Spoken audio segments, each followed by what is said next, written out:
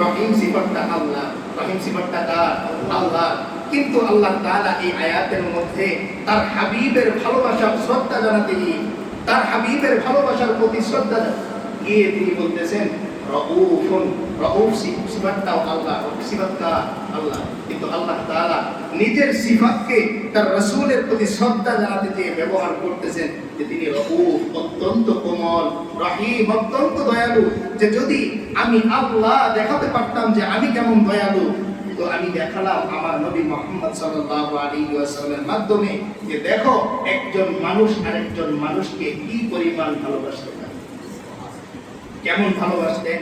আম্মা জান আয়েশা রাদিয়াল্লাহু তাআলা আনহা একদিন রাসূল করিম সাল্লাল্লাহু আলাইহি ওয়াসাল্লামের সাথে যাচ্ছেন, তো এক কাফের আল্লাহ রাসূল সাল্লাল্লাহু আলাইহি ওয়াসাল্লামকে সালাম দিচ্ছেন, আসসালামু আলাইকুম। কি বলতেছেন? আসসালামু আলাইকুম, মানে আপনার উপর মৃত্যু বর্ষিত হোক, আপনার উপর কি বর্ষিত হোক? মৃত্যু বর্ষিত হোক বা আপনার মৃত্যু। আম্মা জান আয়েশা রাদিয়াল্লাহু তাআলা আনহা তিনি সঙ্গে সঙ্গে বলেন ওয়া আলাইকা, তোমার উপরও তাই হোক।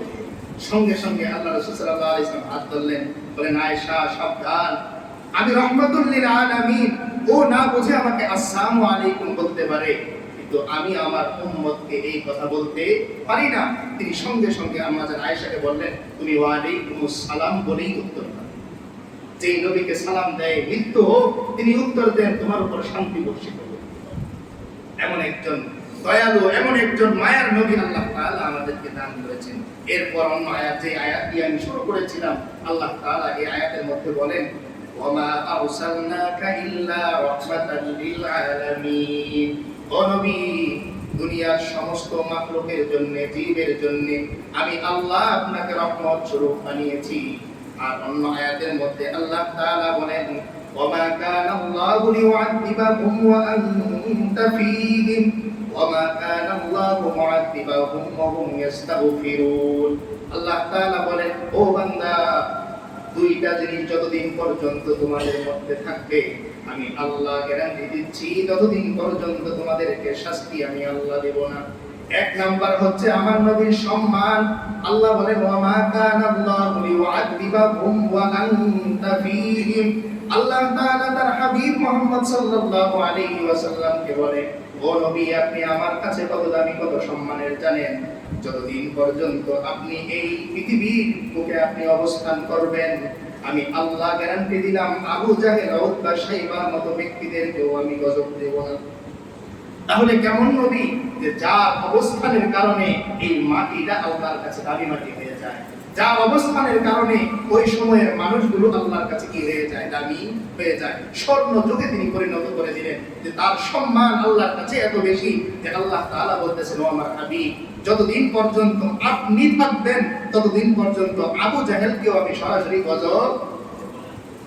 দেখেন আল্লাহ রাসূল সাল্লাল্লাহু আলাইহি ওয়াসাল্লামের গায়ে তায়েফবাসী যখন আঘাত করলো, তিনি যদি শুধু একবার হা বলতেন তো তায়েফবাসীকে আল্লাহ তাআলা চুরমার করে দিতেন। সেই পাহাড়ের মধ্যে নিয়োজিত ফেরেশতা এসে বললেন ইয়া রাসূলুল্লাহ, আল্লাহর আর সহ্য হচ্ছে না, আল্লাহ কি হচ্ছে না, আর সহ্য হচ্ছে না, আপনার এই দেহ মোবারক থেকে এক ফোঁটা রক্ত যদি তায়েফের ময়দানে পড়ে তো আল্লাহ বলছেন এই তায়েফবাসীকে আল্লাহ উল্টিয়ে দিবেন। আল্লাহ রাসূল সাল্লাল্লাহু আলাইহি ওয়াসাল্লাম সঙ্গে সঙ্গে তার সাথের সাহাবীকে বললেন ও সাহাবী তাড়াতাড়ি আমাকে নিয়ে পাহাড়ে চলে যাও, আল্লাহ বলছেন যদি আমার দেহ মোবারক থেকে এক ফোঁটা রক্ত এই তায়েফের ময়দানে পড়ে তো আল্লাহ তাআলা কারো কথা শুনবেন না, তিনি তায়েফের মাটিকে উল্টে দিবেন। এরপরেও বলবেন আল্লাহ রাসূল আমাদেরকে ভালোবাসতেন, এরপরেও তাকে রেখে অন্য কাউকে আইডল বানাবেন, এরপরেও তাকে রেখে অন্য কাউকে ভালোবাসতেন। আমরা জানি আল্লাহ রাসূল সাল্লাল্লাহু আলাইহি ওয়াসাল্লাম ইন্তেকালের আগ মুহূর্তে যখন আজরাইল আলাইহিস সালাম আসলেন, জিবরিল আলাইহিস সালাম সংবাদ দিলেন পরামর্শ হয়ে গেল চলে যাবেন, তিনি বললেন আমাকে একটু সময় দাও।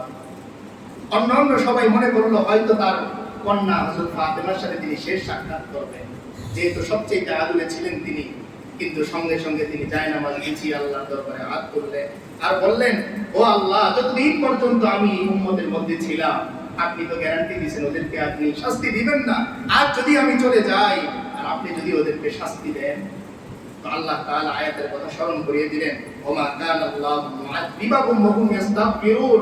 ও আমার নবী আপনাকে আরো একটা গ্যারান্টি দিচ্ছি, আপনি না থাকতে পারেন ওরা যদি শুধু আপনাকে ভালোবেসে আমার কাছে ইস্তেগফার করতে পারে, একজনের ইস্তেগফারের ওসিলায় পুরো এলাকাকে আমি আল্লাহ মাফ করে দিই।